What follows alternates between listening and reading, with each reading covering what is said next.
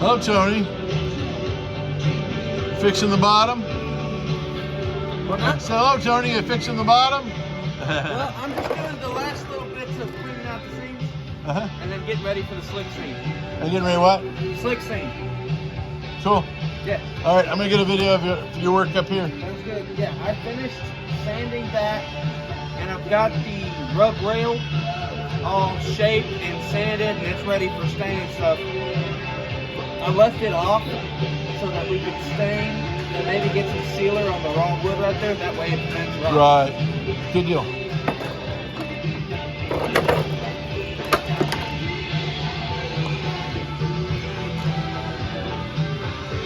So the last video showed this is a big opening, and now we've got the new planks in.